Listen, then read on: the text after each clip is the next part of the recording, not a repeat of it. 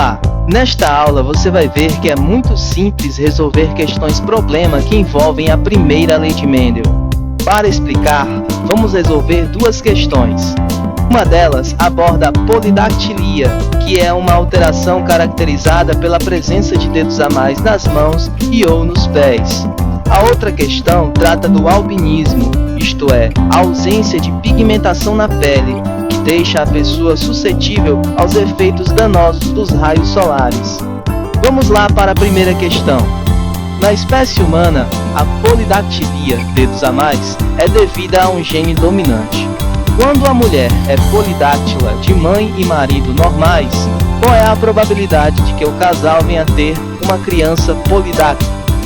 O primeiro passo é identificar a característica que está sendo tratada, que nesse caso é a quantidade de dedos.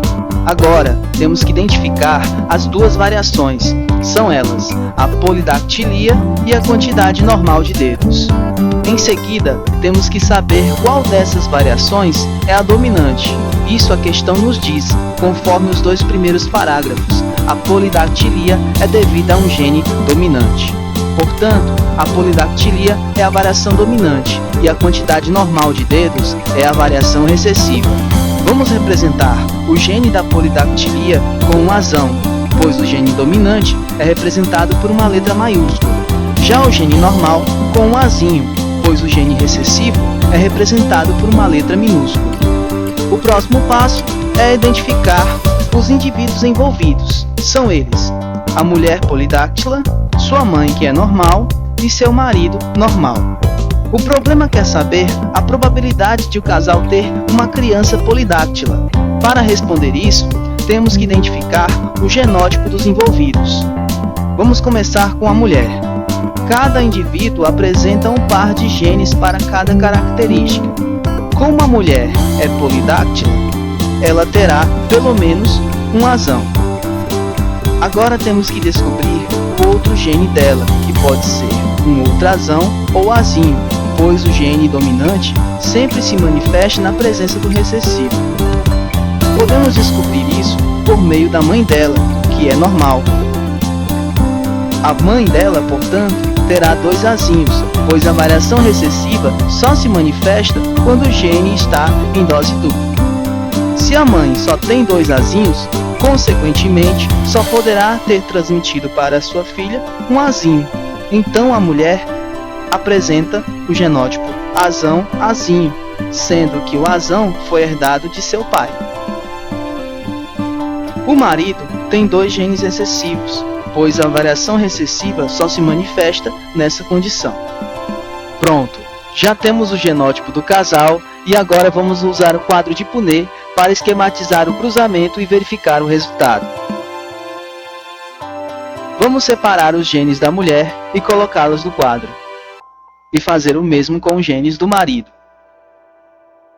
Agora vamos representar as possíveis combinações entre esses genes.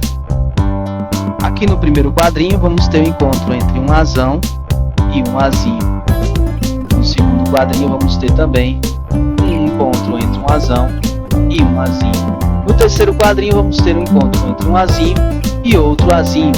O mesmo vai acontecer nesse último quadro aqui, o encontro entre um azinho e outro azinho. Vamos ter aí esses possíveis resultados. Observando eles, podemos identificar que vamos ter dois tipos de genótipos. Alguns vão ter o genótipo azão-azinho e outros filhos vão ter o genótipo azinho-azinho. Todos os filhos que tiverem um genótipo azão-azinho, pelo fato de eles terem um gene azão, um gene dominante, eles vão ter a característica que é a polidactilia, a presença de dedos a mais. Todos os filhos que nascerem com azinho-azinho vão manifestar a característica normal, vão ter a quantidade de dedos normal. A questão quer saber qual é a probabilidade de o casal ter uma criança polidáctila. Então vamos circular aqui as crianças polidáctilas nesse resultado. Sendo assim, vamos representar agora a quantidade em fração. Nós temos 4 possíveis resultados. Desses 4, 2 vão ter o genótipo azão-azinho. Vão ter o azão que vai fazer com que eles sejam polidáctilos. Então a fração que representa isso é 2/4. Essa fração pode ser simplificada para 1/2. Podemos também dar a resposta em porcentagem. Se o total das combinações aqui é 100%, ok? Cada quadrinho vale 25%. Os indivíduos que vão ter azão-azinho, ou seja, os indivíduos que vão apresentar a polidactilia, eles ocupam aqui 2 quadrinhos. Então, vamos ter 25 mais 25%, que dá 50%, ok? Então, a resposta fica assim. A probabilidade de o casal ter uma criança polidáctila é de 1/2 ou 50%. Agora vamos para a próxima questão. No casamento de Antônio com Marília, ambos normais para o caráter pigmentação da pele, nasceu Clarice, que é albina. Qual a probabilidade de o segundo filho desse casal também ser albino? O primeiro passo, conforme fizemos na questão anterior, é identificar a característica que está sendo tratada, e a característica é pigmentação da pele. Agora as variações. Existem as pessoas normais, que têm pigmentação na pele, e existem as pessoas albinas, que possuem total ausência de pigmentos na pele. Agora vamos ter que identificar a característica dominante e a recessiva. Isso a questão não nos diz. Portanto, vamos ter que descobrir.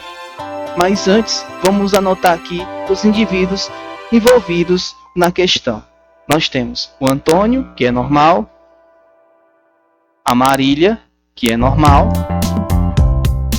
que é o casal, forma um casal aí, e a filha deles, que é Clarice, albina.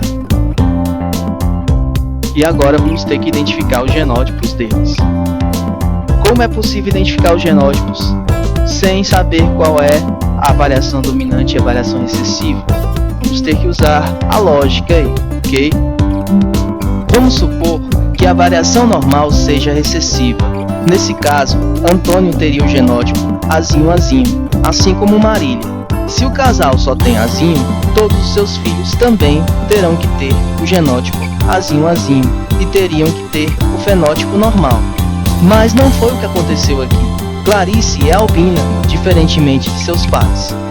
A única saída, então, é considerar que a variação normal seja a dominante e o albinismo seja a variação recessiva. Vamos escolher o azão para representar o fenótipo normal, dominante, e o azinho para representar o fenótipo recessivo, o albinismo. Sendo assim, Clarice, por ser albina, terá o genótipo azinho-azinho. Seus pais, por serem normais, terão o gene azão. E para descobrir o outro gene, é só olhar o genótipo da filha Clarice. Se ela tem 2 azinhos, significa que um veio do pai Antônio e o outro veio da mãe Marília. Portanto, o casal terá o genótipo azão-azinho. A questão quer saber qual a probabilidade de um segundo filho do casal ser albino. Para isso, vamos esquematizar as possíveis combinações dos genes dos pais no quadro de Pinot. Vamos separar os genes de Antônio e os genes da Marília, um azão separando aqui de um azinho. Agora, os possíveis encontros entre esses genes durante a fecundação. Aqui vamos ter um encontro entre um azão e outro azão, resultando em azão-azão. Aqui vamos ter um encontro entre um azão e um azinho. Aqui vamos ter um encontro entre um azinho e um azão. Colocando o azão na frente, fica azão-azinho. Aqui vamos ter um encontro entre um azinho e outro azinho. Analisando aqui, como podemos observar que vamos ter 3 possíveis genótipos. Alguns filhos vão poder nascer com azão-azão, nesse caso eles vão ter a pigmentação da pele normal. Outros vão nascer com o genótipo azão-azinho, nesse caso o azão é quem vai se manifestar e eles vão ter também a pigmentação normal. E há a possibilidade também de haver um encontro entre 2 azinhos. Nesse caso, o indivíduo que nascer assim vai ser albino. Ok? Vamos representar então o resultado em fração. Ao todo, nós temos 4 possíveis resultados, e apenas um deles pode ser albino. Então, a fração que representa isso é 1/4. Se eu quiser colocar o resultado em porcentagem, ficaria 25%, pois ao todo, se o todo é 100%, cada quadro vale 25%. Como o Azinho ocupa apenas um quadrinho, então vamos ter 25% de possibilidade. Então a resposta fica assim: a probabilidade de o segundo filho do casal ser albino é de 1/4 ou 25%.